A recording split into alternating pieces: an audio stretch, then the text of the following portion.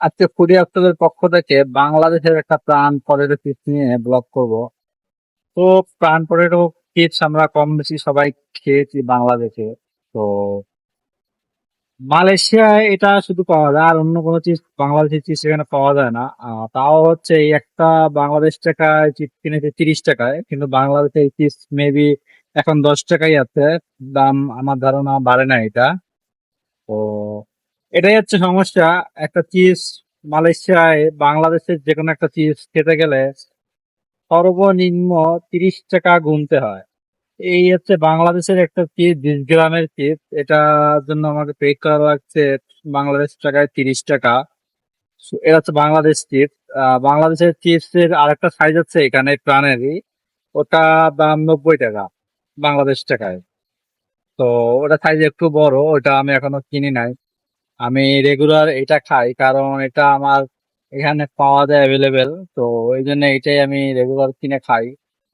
এখন কথা হচ্ছে যেটা আসলে আমাদের হাতে উপায় নাই, আমরা যেহেতু বাইরে আছি, বিদেশে আছি। তো বাংলাদেশের কোনো খাবার খাওয়ার ইচ্ছা হলে বা যদি খেতে মন চায়, তো এরকম দ্বিগুণ তিগুণ দাম দিয়ে খেতে হয়। যেমন এই চিপস 1 টাকায় মালয়েশিয়ান রিঙ্গিত, তো বাংলাদেশ টাকা প্রায় 30 টাকায় পড়ে যায়।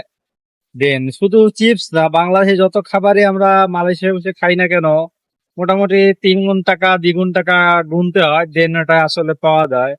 যেরকম মাঝে মাঝে বিরিয়ানি খেতে যাই, তো তখন বাংলাদেশ বিরিয়ানি গুলোর দাম প্রায় কিন্তু ওরকমই পড়ে। বাংলাদেশ প্রায় 600 থেকে 900 টাকা পড়ে যায় বিরিয়ানির দাম, কিন্তু বাংলাদেশে 300 টাকা মোটামুটি দিলে আসলে ভালো বিরিয়ানি পাওয়া যায়। কিন্তু মালয়েশিয়ায় দ্বিগুণ থেকে তিগুণ অবশ্যই সবসময় গুনতে হয়। আর মালয়েশিয়ার সাধারণত বিরিয়ানি পাওয়া যায় না, কারণ হচ্ছে মালয়েশিয়ান বিরিয়ানি গুলো খুবই ইউনিক। কারণ হচ্ছে আমরা যেরকম পোলাও এবং তরকারি দিয়ে খাই, গরুর গোশত হোক বা মুরগি হোক, এই দেশের সিস্টেমটা ওরকমই। পোলাও যেরকম আমরা করি, ওটা রাইস আলাদা, তরকারি আলাদা। গরু দিয়ে খাওয়ার ইচ্ছা হোক বা মুরগি দিয়ে খাওয়ার ইচ্ছা হোক, যেটা আপনি চান আলাদা করে অ্যাড করতে পারবেন। আপনার বিরিয়ানি নাম করবে ঠিকই ওরা, কিন্তু আসলে বিরিয়ানি আলাদা আলাদা দেয় ওরা। বাংলাদেশের মতো মিক্সড কোনো বিরিয়ানি মালয়েশিয়াতে নেই।